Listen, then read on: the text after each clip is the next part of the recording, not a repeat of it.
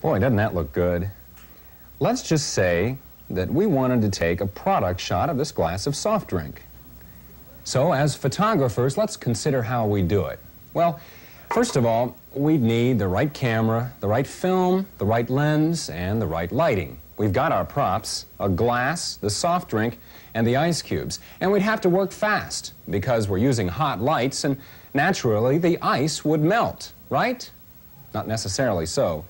Pardon my fingers, but this isn't ice at all. It's a chunk of acrylic, and it was made by Starbuck Studio. Tom Trengove of Starbuck feels that the artificial ice cube has become one of the most important tools of the professional product photographer.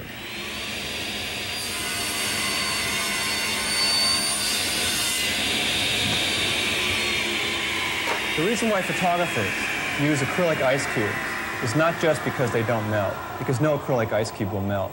But the reason they use acrylic ice cubes is because of an aesthetic reason, which is that they photograph better than real ice. They show ice the way the mind's eye sees them. Well, Tom, there's a big difference between the chunk that you just cut and the ice cube that I'm holding. How does it get from point A to point B? Well, the first step is that we move to a grinding wheel where basic shaping is done. Here's what they look like after the basic shaping is done. What's next after this, Tom? Okay, we go to the rotary file where we add some detail. Here's where we add more natural detail, such as facets and grooves, which give it a more fluid appearance.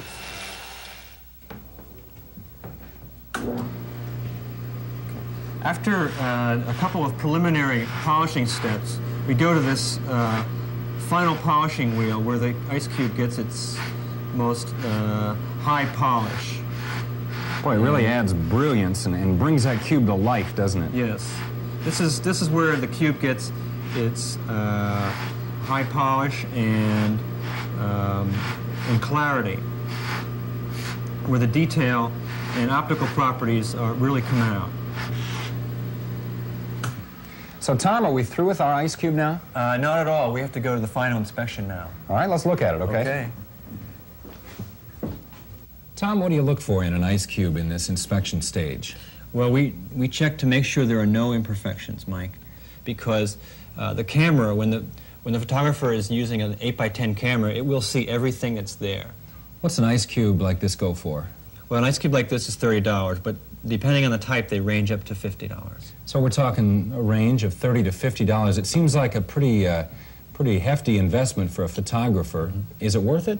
Yeah, because they last quite a long time, and they will make money for the photographer, and they do enhance the pictures and his talent. So an ice cube like this, if it's well made, can really make the product look very good. Yes, it can. Tom, does Starbuck make anything besides ice cubes? Yes, we do, Mike. Well, let's take a look at them. Oh, look at these things. I have to set this ice cube down, and my hands feel like they're getting cold, but these look pretty cold themselves. Yeah, they're icicles, and we offer them in any size that are needed, and clear or frosted. So for whatever a photographer might need, you've got, I guess this is an icicle as well. No, that's a pour from a bottle, which can be dyed to any color or water. Running water. I feel like I have to turn that off there. Yeah. A photographer would want to use acrylic products in his shots for a variety of reasons. Right. The main ones would be saves film, time, and money. And it makes their shots look very good because you can simulate pretty much anything they have in mind. Right. From ice to icicles to running water. Right. Tom, thank you very much. You're welcome, Mike.